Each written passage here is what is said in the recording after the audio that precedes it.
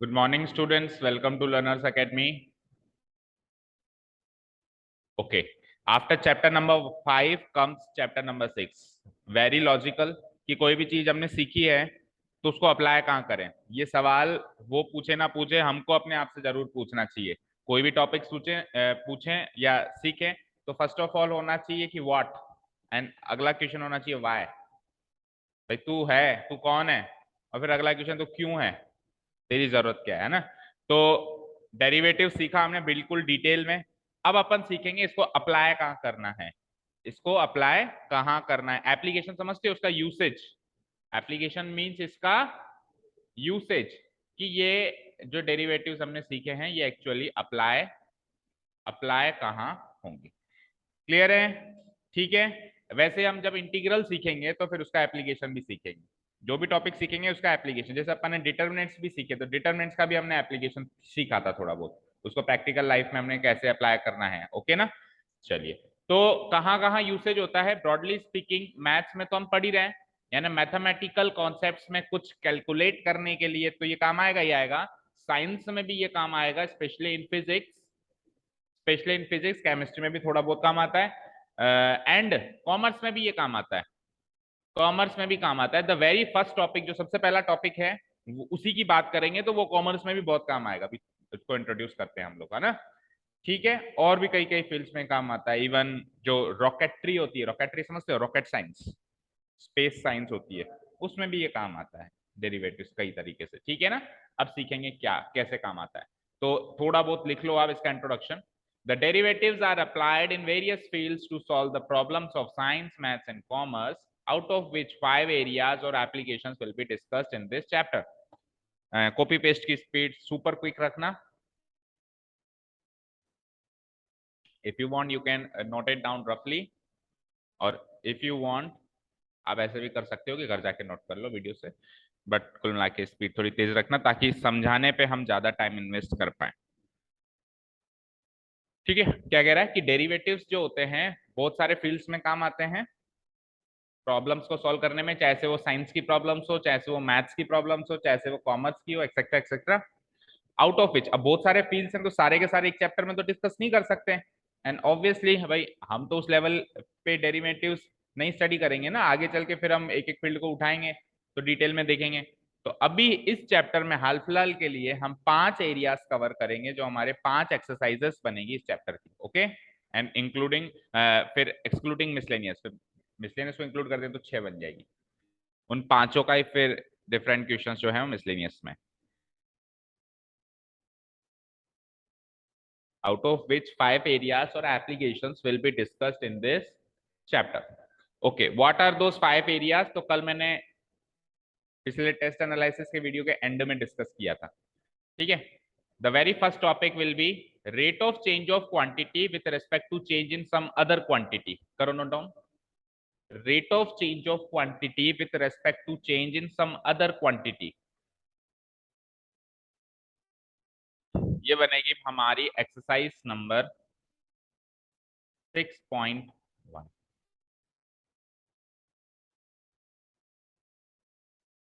और इस चैप्टर के साथ हमारा एग्जैक्टली हाफ कोर्स खत्म हो जाएगा। ओके, एक बुक कवर हो जाएगी।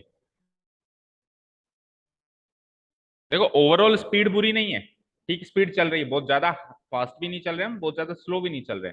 बट प्रॉब्लम ये होगा कि देखो अब क्या एग्जाम्स आना शुरू करेंगे तो एग्जाम्स में रिवीजन भी चाहिए, बहुत सारी बातें हैं, तो थोड़ी सी स्पीड स्लो हो ही जाती है सेकंड बुक तक आते आते। ठीक है ना। तो वी कैन नॉट रिलैक्स, ऐसे रिलैक्स नहीं कर सकते कि सर हाँ काफी सही स्पीड है अब थोड़ा रिलैक्स कर लेते हैं। वो कछुआ एंड रेबिट वाली सुनिए ना स्टोरी, अगर रिलैक्स कर गए तो फिर कछुआ आगे निकल जाएगा। ओके, ये एक्सरसाइज 6.1 बनेगा। Equation, second application will be equation of a tangent और a normal to a curve at some point, this will be exercise number 6.2। लिख लिया यहाँ तक? एक बार लिख लो फिर छोटा छोटा छोटा छोटा फटाफट क्विक फॉलो थ्रू में आपको बता देंगे कि क्या क्या इसमें क्वेश्चंस आएंगे, इसका मतलब क्या है। चलो साथ के साथ ही सुन लो। चलो, rate of change of quantity with respect to change in some other quantity. कोई भी क्वांटिटी आप समझते हो किसी दूसरी क्वांटिटी पे डिपेंड करती है। आज पहला टॉपिक ये इंट्रोड्यूस करने वाले हैं नाम लिखने के बाद सारे, है ना। कोई भी क्वांटिटी किसी दूसरी क्वांटिटी पे डिपेंड करती है। फॉर एग्जाम्पल एक छोटा सा एग्जाम्पल लेता हूँ, मैंने कहा एरिया ऑफ सर्किल होता है पाई आर स्क्वायर, होता है एरिया ऑफ ए सर्किल क्या होता है, pi r square. That means r change होगा तो मेरा एरिया चेंज होगा, तो area is depending on what, r. इतना समझ में आ रहा है? अब आर बढ़ेगा तो एरिया भी बढ़ेगा, आर घटेगा तो एरिया भी घटेगा, ये सबको समझ में आ रहा है? अच्छा, आर सपोज करो मैंने 5 यूनिट बढ़ाया, 5 सेंटीमीटर 5 मीटर, 5 यूनिट बढ़ाया, तो एरिया कोई 5 ही थोड़ा ना बढ़ेगा, एरिया ज्यादा भी बढ़ सकता है, और कुछ कुछ ऐसे फॉर्मूला बनेंगे जिसमें कम भी बढ़ सकता है।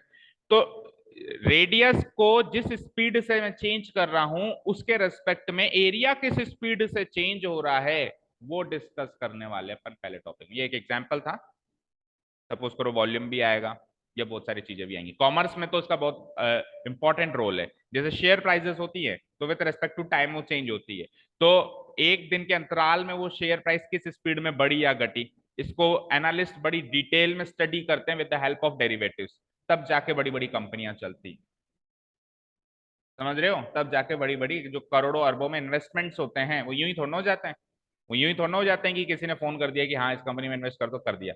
बड़ी रिसर्च की जाती है, बड़ी डिटेल में जाके रिसर्च करी जाती है, वो होता है with the help of derivatives. Okay, तो छोटा सा बस हल्का हल्का बता रहा हूँ, अभी फिर डिटेल में आएंगे तो बताएंगे भी, है ना।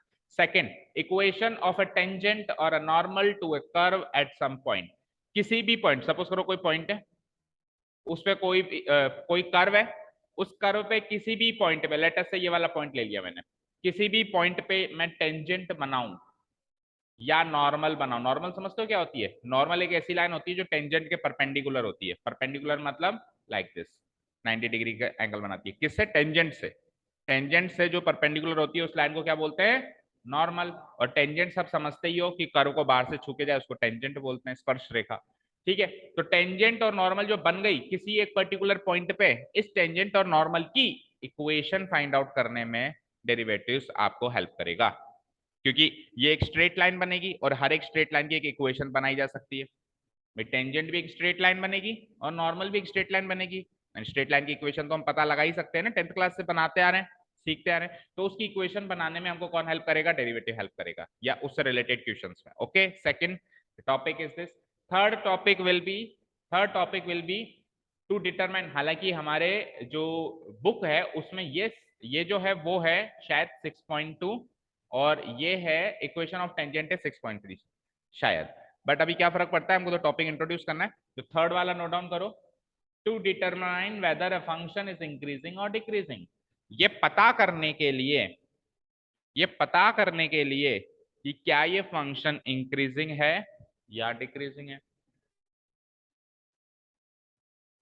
Third application is to determine whether a function is increasing और डिक्रीजिंग। फिर अब फोर्थ एंड फिफ्थ भी लिख लो एक बार, फिर तीनों को एक बार शॉर्ट में समझा देते हैं जल्दी से।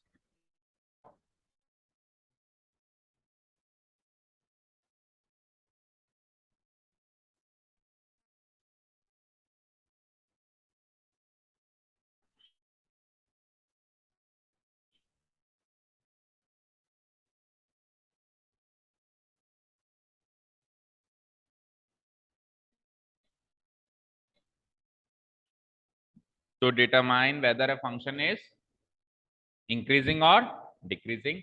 The fourth application is to find the approximate values of certain quantities.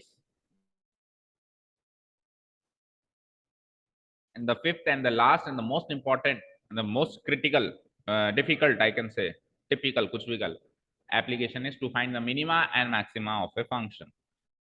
लिख लिए बाकी तीन भी? ठीक है, लिख लिया। चलो इन तीनों के बारे में छोटा छोटा सीखते हैं।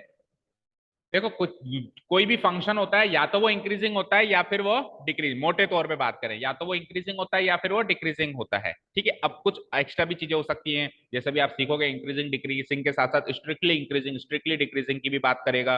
कांस्टेंट फंक्शंस भी होते हैं, वो एक्सटर्नल बातें जब टॉपिक में घुसेंगे तब डिटेल में जाएंगे। अभी के लिए छोटे मोटे तौर पर समझ लेते हैं कि कोई भी फंक्शन या तो बढ़ेगा या फिर घटेगा।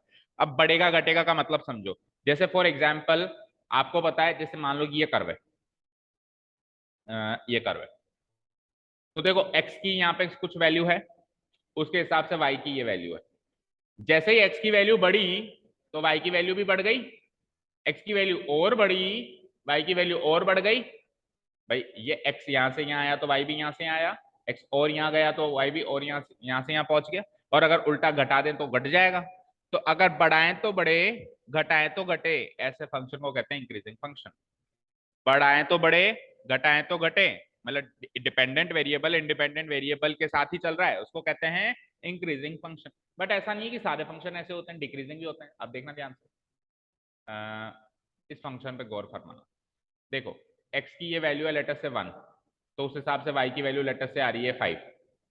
x मैंने 1 से 2 किया, ये लो y घट गया उल्टा, समथिंग 3 पे आके अटक गया। तो x तो 1 से 2 हो रहा है और y 5 से 3 आ रहा है, ऐसे फंक्शन को कहते हैं डिक्रीजिंग। डिक्रीजिंग का सीधा सीधा मतलब हो गया बढ़ाएं तो घटे, घटाएं तो बढ़े, मतलब उल्टा चले वो डिक्रीजिंग फंक्शन होता है। समझ आया? बढ़ाएं तो घटे, और सपोज करो वापस घटा दूं, वापस घटा दूं तो वापस बढ़ जाएगी। ठीक है, तो उल्टे चलते हैं, ऐसे फंक्शन को हम क्या बोलते हैं? Decreasing function. तो ये पता करने के लिए कि फंक्शन इंक्रीजिंग या डिक्रीजिंग, डेरिवेटिव्स का यूज होगा। अच्छा, इंक्रीजिंग के साथ फिर स्ट्रिक्टली इंक्रीजिंग और स्ट्रिक्टली डिक्रीजिंग भी आएगा। देखो एक फंक्शन तो ऐसे होगा जो बढ़ गया, ऐसे इस तरीके से,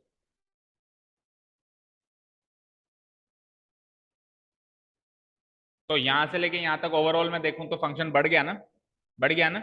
लेकिन ये केवल इंक्रीजिंग है, ये स्ट्रिक्टली इंक्रीजिंग नहीं है, क्योंकि बीच बीच में घटा भी था, ये बीच बीच में घटा भी था, तो ये इंक्रीजिंग तो है but it is not strictly increasing. और एक फंक्शन स्ट्रिक्टली इंक्रीज होगा, कहीं घटेगा ही नहीं, इसको कहते हैं स्ट्रिक्टली इंक्रीजिंग। डिक्रीजिंग में भी जो घटे, ओवरऑल घट रहा है डिक्रीजिंग, और स्ट्रिक्टली घट रहा है मतलब कहीं भी बढ़ नहीं रहा, उसको कहते हैं स्ट्रिक्टली। जैसे अभी क्रिकेट मैचेस चलते हैं तो प्लेयर्स के एवरेज देखे जाते हैं कि 1990 से 2000 में इसका एवरेज जो है बढ़ रहा है कि घट रहा है कि कैसे हो रहा है। ग्राफिकल रिप्रेजेंटेशन में आपने देखा होगा कई बार मैच के बीच में स्टेट्स आ जाते हैं, स्टेटिस्टिक्स बताने लग जाता है कि ये इसका परफॉर्मेंस था, ऐसे था, तो वो डेरिवेटिव्स की मदद से बता पाता है।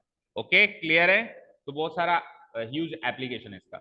हाँ जी, to find the approximate value of certain quantities, कुछ क्वांटिटीज हैं जिसकी अप्रोक्सीमेट वैल्यू हम ट्रेडिशनल मैथमेटिक्स से नहीं पता कर सकते। फॉर एग्जाम्पल आप पता करके बताओ, देखें √25.8 का अप्रोक्सीमेट वैल्यू।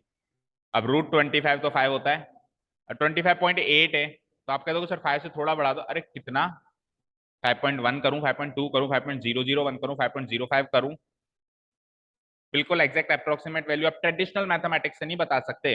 तो फिर modern mathematics, that means calculus की मदद लेनी पड़ती है, और with the help of derivatives हम ये भी पता करेंगे, हम ये भी पता करके करना सीखेंगे। Okay, the last but not the least, कोई फंक्शन की मैक्सिमम वैल्यू, कोई फंक्शन की मैक्सिमम वैल्यू, फॉर एग्जांपल ये फंक्शन है, तो इसकी मैक्सिमम वैल्यू क्या आई? ठीक है, मान लो ये फंक्शन यहां से लेके यहां तक ब्रेक करे तो मिनिमम वैल्यू ये आई, मैक्सिमम वैल्यू ये आई। तो वो मैक्सिमम वैल्यू या मिनिमम वैल्यू पता करने के लिए हमको डेरिवेटिव्स का सहारा लेना पड़ेगा। फॉर एग्जाम्पल सपोज करो मेरे पास 100 रुपए, अब उन 100 रुपए को मैं इन्वेस्ट करूंगा, मेरे पास 5 ऑप्शन है, तो मैं 20 इसमें इन्वेस्ट करूं, 20 इसमें, 20 इसमें, 20 इसमें, 20 में, रिस्क फैक्टर भी होता है। मुझको लग रहा है यार ये कंपनी डूब सकती है, ये कंपनी बहुत हाई रॉकेट स्पीड में जाएगी, ये बिल्कुल नीचे आ सकती है, ये एवरेज चलेगी। तो मैं किस तरीके से डिस्ट्रीब्यूशन करूं, मेरा मैं किस तरीके से डिस्ट्रीब्यूशन करूं ताकि मुझे प्रॉफिट मैक्सिमम मिले। तो वहां पे मेरा पर्पस क्या होगा? प्रॉफिट को मैक्सिमा बनाना, मैक्सिमा यानी मैक्सिमम, मिनिमा यानी मिनिमम। तो ये सारी चीजों को डिस्कस करेंगे अपन फिफ्थ वैल्यू एप्लीकेशन। ओके, तो छोटा मोटा समझ गए, थोड़ा बहुत इंट्रोड्यूस हो गया। ठीक है, तो the very first topic is rate of change. The very first topic is rate of change of quantity, जो हमको एक्सरसाइज नंबर 6.1 में पढ़ना है। आयुषी आपके भी है और सबके ही होता है, क्योंकि ये जो टॉपिक है ना बेटा, ये टॉपिक एक तरीके से डेरिवेटिव की डेफिनेशन है। हमने डेरिवेटिव की डेफिनेशन सीखी थी, याद करो चैप्टर 5 में, रेट ऑफ चेंज। तो ये टॉपिक एक्चुअली डेरिवेटिव की डेफिनेशन है, ये टॉपिक तो आएगा ही आएगा कोई भी एग्जाम, इससे तो बच ही नहीं सकते, और वेरी फर्स्ट टॉपिक है, तो नोट डाउन करो, rate of change of quantity, the very first topic. Next page से नोट डाउन करो बेटा, नेक्स्ट नेक्स्ट पेज से, ये तो था चैप्टर इंट्रोडक्शन, अब सब हेडिंग चल रही है। नेक्स्ट पेज से करो, rate of change of quantity. ठीक है, चलो, when a quantity y changes, अब जब मैं चेंज करने के लिए बोलता हूं ना, तो चेंज करने का मतलब हमेशा बढ़ना नहीं होता है, इंक्रीज भी हो सकता है, डिक्रीज भी हो सकता है, ऑब्वियसली अंडरस्टूड है कि चेंज, रेट ऑफ चेंज मतलब चेंज करने का मतलब केवल ये थोड़ा ना होता है कि बढ़ा दो, घटाना भी हो सकता है।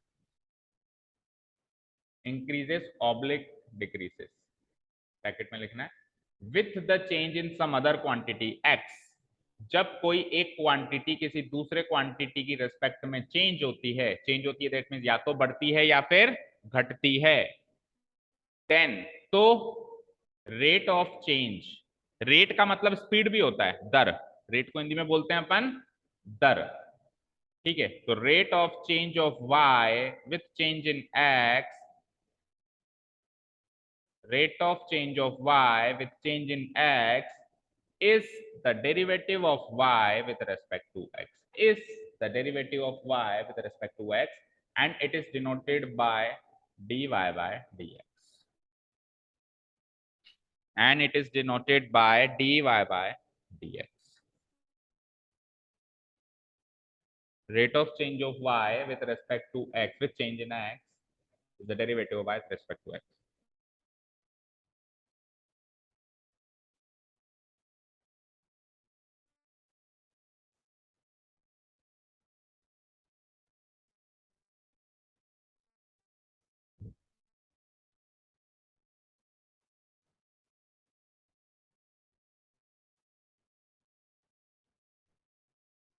लिख लिया यहां तक सभी ने?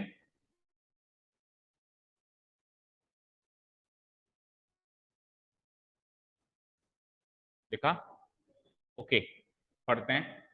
क्या कह रहा है कि अगर कोई y नाम की क्वांटिटी x नाम की क्वांटिटी के हिसाब से चेंज हो रही है या इस पर डिपेंड कर रही है, क्योंकि जनरल थिंग यही होती है कि x इंडिपेंडेंट वेरिएबल होता है और y डिपेंडेंट वेरिएबल होता है, तो y x पे डिपेंड करता है। हम जो 2D प्लेन बनाते हैं उसमें भी हम x एक्सिस यहाँ रखते हैं इंडिपेंडेंट और y एक्सिस यहाँ रखते हैं, ठीक है। तो जब y x पे डिपेंड कर रहा है तो y के चेंज होने की speed with change in x, with change in x, इस पूरी बात को, ये जो भी मैंने बात कही, y को चेंज होने की speed with change in x, इस पूरी बात को कहते हैं derivative of y with respect to x। इस पूरी बात को क्या कहते हैं? Derivative of y with respect to x। और डिनोट कैसे करते हैं इसको? dy by dx। हमने डेरिवेटिव की जब चैप्टर स्टार्ट किया था तो उसकी इंट्रोडक्शन क्लास में हमने सीखा था, आपको याद हो? मान लो ये फंक्शन है, ठीक है, तो यहां से लेके यहां तक जैसे ही x चेंज हुआ तो y कितना चेंज हुआ? सपोज करो यहां से लेके यहां तक जो चेंज हुआ उसको अपन डिनोट करा देते हैं डेल्टा x या dx, और यहां से यहाँ y कितना चेंज हुआ उसको डिनोट करा देते हैं dy या फिर डेल्टा y। तो एक्चुअली ये गैप डिवाइडेड बाय ये गैप डिवाइडेड बाय ये गैप ही तो derivative of y with respect to x है।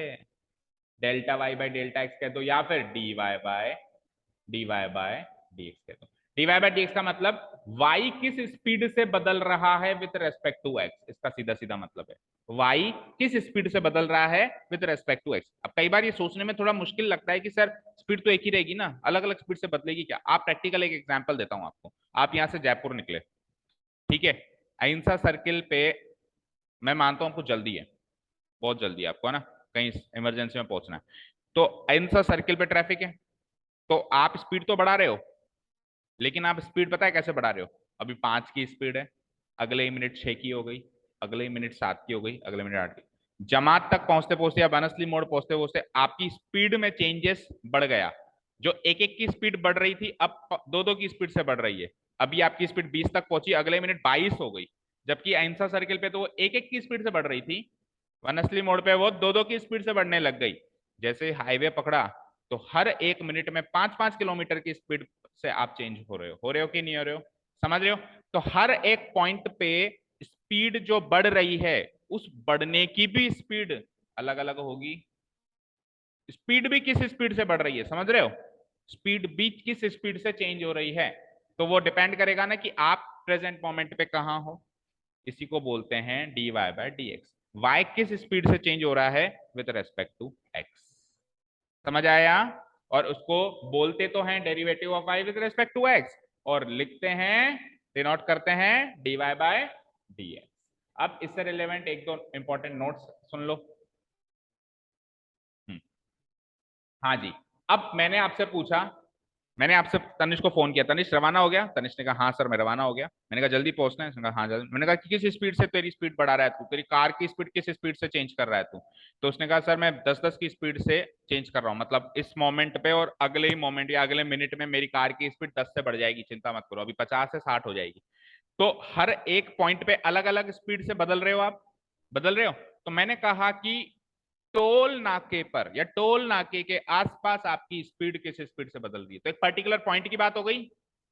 तो किसी एक पर्टिकुलर पॉइंट पे भी रेट ऑफ चेंज की बात हो सकती है, उसको बोलते हैं dy by d x at some particular point x equal to ए।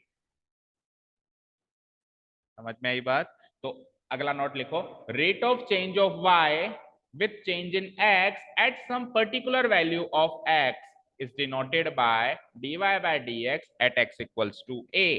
जैसे अपन डेरिवेटिव निकालते थे पिछले चैप्टर में, तो x की एक पर्टिकुलर वैल्यू, जैसे f डैश x तो निकाल लिया, तो f डैश 3 भी निकालते थे, f डैश 10 भी निकालते थे। अभी एग्जाम में भी क्वेश्चन दिया था ना मैंने, f डैश 0। तो आपको आपके माइंड में क्वेश्चन आना चाहिए कि सर f डैश x निकालने के बाद f डैश 3 निकालने की क्या जरूरत है? इसलिए जरूरत है, वो x इक्वल टू 3 पे रेट ऑफ चेंज पूछ रहा है आपसे, वो x इक्वल टू 10 पे आपसे रेट ऑफ चेंज पूछ रहा है, इसलिए आपको f डैश x से काम नहीं चलेगा, आपको f डैश 3 और f डैश 10 ये निकालना पड़ेगा। और ये चीज मैं पहले पिछली क्लास में भी डिस्कस कर चुका हूं और पहले भी कर चुका हूं कि जब भी एक पर्टिकुलर पॉइंट पे डेरिवेटिव पूछे तो पहले फंक्शन का डेरिवेटिव निकलेगा, फिर x की वो वैल्यू पुटअप होगी। ऐसा नहीं करना कि पहले तो x की वैल्यू पुटअप कर दी और फिर डेरिवेटिव निकाला, तो हमेशा जीरो आएगा। ये कई बार डिस्कस हो चुका है और यहाँ पे तो इस एक्सरसाइज में तो बहुत बड़ा यूज है उसका, उल्टा कर दिया तो सबका बड़ा हो जाएगा। Okay clear? अच्छा जी, अभी तक हमने जितनी बार भी dy बाई डी एक्स निकाला है जनरली वो पॉजिटिव निकला है, लेकिन ये नेगेटिव भी हो सकता है।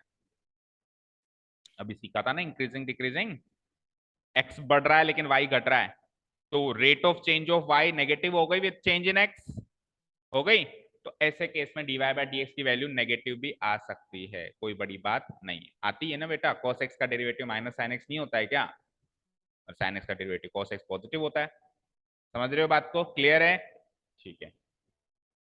तो when y increases with change increase in x then dy by dx की वैल्यू पॉजिटिव आएगी, when y decreases with increase in x तो dy by dx की वैल्यू नेगेटिव आएगी। Very obvious and very logical. जब y जो है x के साथ ही बढ़ रहा है, भाई x बढ़ रहा है तो y भी बढ़ रहा है, उस केस में dy by dx की वैल्यू हमेशा क्या आएगी? पॉजिटिव आएगी। लेकिन x को तो बढ़ाया आपने लेकिन y बढ़ा नहीं, घट गया, ऐसे केस में dy by dx की वैल्यू कैसे आएगी? कैसे आएगी? Negative.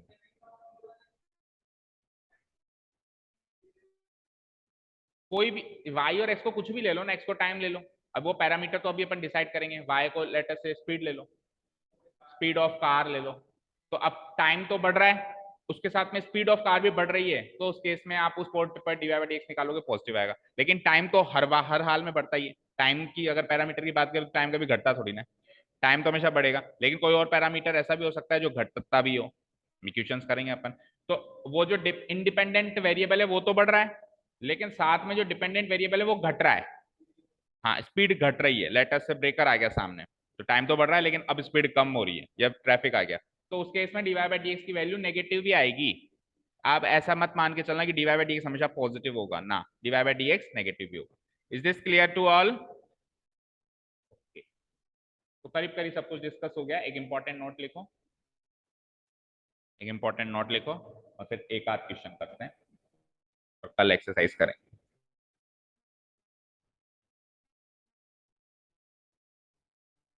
when it is not given that when it is not given that with the change in what parameter, yeah, which parameter a certain quantity is changing, we will consider that unknown parameter as time.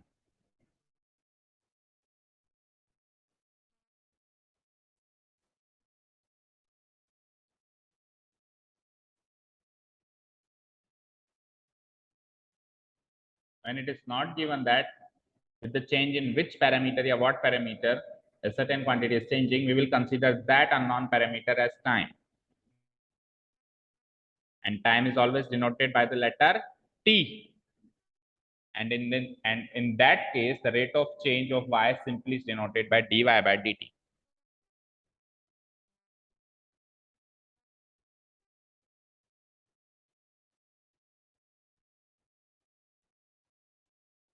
and in that case the rate of change of y is simply denoted by the operator dy by dt। यहां तक लिख लिया।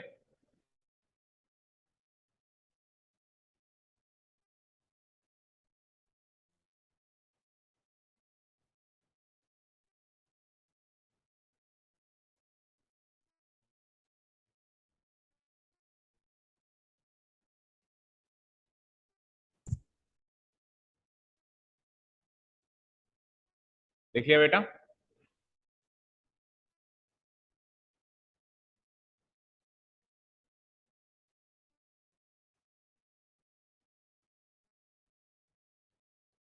Okay fine. देखो बेटा, मैंने आपको कहा कि find rate of change of area with respect to radius. इसका मतलब रेडियस जैसे जैसे बदल रहा है उस रेस्पेक्ट में एरिया कैसे कैसे बदल रहा है उसकी रेट निकालो, उसकी स्पीड निकालो।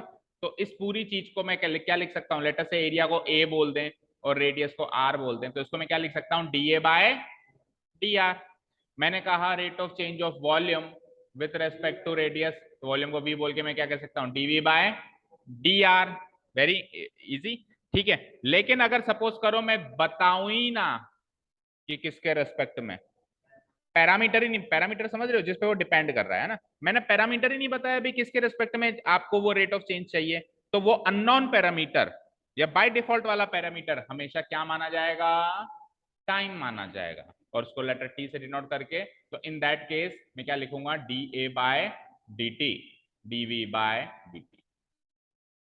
ठीक है। जब पैरामीटर अननोन हो तो वो बाय डिफॉल्ट क्या माना जाएगा, टाइम, क्योंकि टाइम एक ऐसी चीज है जो हमेशा उसके रेस्पेक्ट में हर चीज बदलती है। ठीक है। मैंने कहा ये एरिया किस स्पीड में बदला, मैंने बताया ही नहीं, तो बाय डिफॉल्ट माइंड में क्या जाएगा कि टाइम के रेस्पेक्ट में पूछ रहा है कि अभी 1 घंटे पहले एरिया इतना था, 1 घंटे बाद एरिया जो बदला किस स्पीड में बदला। तो अननोन पैरामीटर हमेशा क्या माना जाएगा, टाइम माना जाएगा। ओके फाइन, क्लियर है। ठीक है, ऐसी समझ में आई ये चीज। और d A by d T से इसको डिनोट करा देंगे, टाइम को लेटर टी से, और उस केस में rate of change of y, भाई किसी ने केवल इतनी सी बात कही, find the rate of change of y with respect to, बोला ही नहीं, तो बाय डिफॉल्ट वो क्या पूछ रहा है आपसे, d y by d t पूछ रहा है। क्या पूछ रहा है वो, rate of change of y with respect to time पूछ रहा है, d y by d t पूछ रहा है। Is this clear to all? Okay fine, ठीक है ना। चलिए आ जाइए एक्सरसाइज नंबर 6.1 में एक आध क्वेश्चन करता है। पेज नंबर बोलो, पेज नंबर 197। देखो question number 1, the very first question is find the rate of change of area of a circle with respect to radius. खुद ने कह दिया कि किसके रेस्पेक्ट में, रेडियस के रेस्पेक्ट में, और एरिया को क्या कह सकता हूं मैं, ए, रेडियस को क्या कह सकता हूं मैं, आर। दैट मींस वो ए को आर के रेस्पेक्ट में चेंज करा के उसकी स्पीड, उसकी रेट जानना चाहता है। दैट मींस वो क्या जानना चाहता है, d a by d r जानना चाहता है। ये क्वेश्चन हो गया हमारा। और अब सुनो, when the radius is 3 centimetre, when the radius is 4 centimetre, मैंने क्या कहा था, एक पर्टिकुलर पॉइंट पे भी रेट ऑफ चेंज निकाली जा सकती है। देखो रेट ऑफ चेंज निकालोगे तो वो आर की फॉर्म में आएगा, वो फंक्शन ऑफ आर आएगा। ठीक है। अब आर को आप 3 रख दो तो एग्जैक्ट न्यूमेरिक वैल्यू मिल जाएगी, आर को आप 4 रख दो तो एग्जैक्ट न्यूमेरिक वैल्यू मिल जाएगी। क्या, एफ डैश 3 और एफ डैश 4 निकालना है भाई। Rate of change of area with respect to radius को तो मैं क्या कह सकता हूं, एफ डैश, लेटर से मैंने एरिया को ए ले लिया। समझ में आई बात। अब आपसे वो पूछना चाह रहा है कि f dash a at r equal to 3 and at r equal to 4, ये आपसे पूछना चाह रहा है, 2 क्वेश्चन वो पूछना चाह रहा है। ठीक है, बोलो।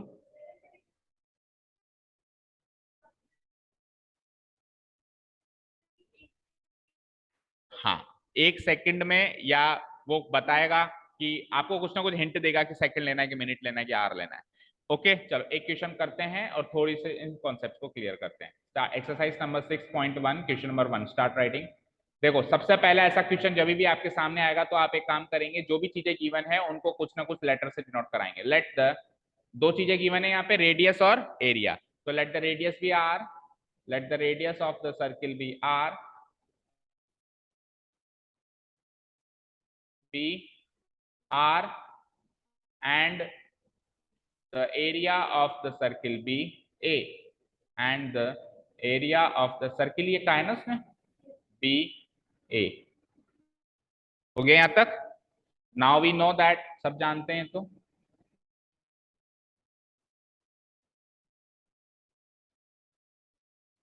ये आपको क्वेश्चन में नहीं देगा, ये तो आप जाने हुए हो ही सही कि A equal to pi r square. Clear? ठीक है, ठीक है। अब आपसे पूछा क्या है, rate of change of area, rate of change of area with respect to with respect to change in radius, ये पूछा है आपसे, with respect to change in radius. That means आपसे d a by d r पूछा गया है।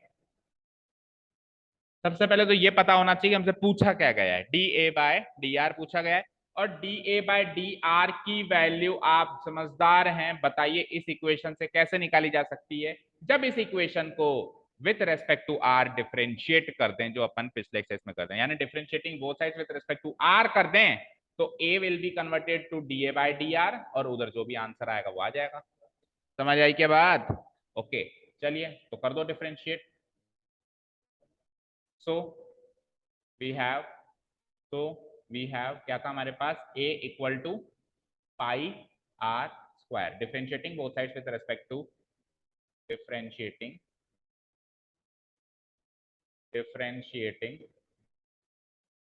both sides with respect to r, we get a क्या बन जाएगा, बोलो, d a by d r बन जाएगा। ओके, पाई तो कांस्टेंट है, और आर स्क्वायर का डेरिवेटिव क्या होगा, 2r होगा। सो इसका मतलब क्या हो जाएगा, 2 पाई आर, इसका मतलब क्या हो जाएगा, 2 पाई। अब देखो D A by D R भी अगेन आर की फॉर्म में ही आया है, न्यूमेरिक फॉर्म में नहीं आया है, किसकी फॉर्म में आया है, आर की फॉर्म में आया है। इसका मतलब, और 2 पाई आर क्या होता है, क्या होता है, सरकमफ्रेंस। क्या होता है, सरकमफ्रेंस। तो इससे एक डायरेक्ट रिजल्ट याद रख सकते हैं कि rate of change of area with area of circle with respect to change in radius, उसका सरकमफ्रेंस होता है, is a function of r which is nothing but the circumference. Circumference की स्पीड से एरिया बदलता है। ठीक है, ऐसे आप डायरेक्टली याद कर सकते हैं। ओके, चलिए अब उसने क्या कहा, when the r is 3 and then when r is 4। तो यहाँ पे क्वेश्चन नंबर फर्स्ट स्टार्ट होता है, और हमसे पूछा गया है rate of change of area with respect to radius when radius is how many centimetre, 3 centimetre. ये हमसे पूछा गया है। दैट मीन्स इनडायरेक्टली हमसे ये पूछा गया है d a by d r at r equal to 3। ये पूछा गया हमसे d a by d r, तो पूछा गया, लेकिन कौन से पॉइंट पे पूछा गया, जब आर की वैल्यू 3 थी। तो आपके पास d a by d r की वैल्यू है ना 2 पाई आर, उसमें आप आर की वैल्यू क्या पुटअप कर दो, 3 पुटअप कर दो। सो इट विल बी 6 पाई। अच्छा, ऊपर भी हमने यूनिट नहीं डाली, गलती हमारी। देखो ये क्या है, rate of change of area with respect to radius. तो एरिया किस में आएगा, हमने यहाँ पे सेंटीमीटर दे रखा है, तो एरिया किस में आएगा, सेंटीमीटर स्क्वायर बाय या पर, और रेडियस क्या होगा, सेंटीमीटर। देखो स्क्रीन पे देखो बेटा, चीज को समझो। Rate of change of area with respect to radius, यानी रेडियस कितना कितना बदल रहा है, उस रेस्पेक्ट में एरिया कितना कितना बदल रहा है। तो 1 सेंटीमीटर रेडियस बदलते ही 2 पाई आर सेंटीमीटर स्क्वायर एरिया बदल जाएगा। जैसे रेडियस 4 है, 4 से जैसे 5 करोगे, तो एरिया पहले जो भी था आज की तारीख में इतना ऐड हो जाएगा, 2 पाई आर सेंटीमीटर स्क्वायर ऐड हो जाएगा। समझे क्या? इस पूरी बात का मतलब ये है, केवल लिखना नहीं है, मतलब भी समझते हुए चलना है। तो हम इधर यूनिट कैसे डालेंगे, जो ऊपर वाली यूनिट है उसको यहाँ लगाएंगे, जो नीचे वाली यूनिट है पर लगा के यहाँ लगाएंगे। पर मतलब 1 सेंटीमीटर पे इतना सेंटीमीटर स्क्वायर वो बदलता जाएगा। ठीक है, अब नीचे भी लगाओ, सेंटीमीटर स्क्वायर पर सेंटीमीटर। ये तो हो गया पहले क्वेश्चन का आंसर। सेकंड क्वेश्चन करो फटाफट। सेकंड क्वेश्चन में क्या कहा है उसने, rate of change of area with respect to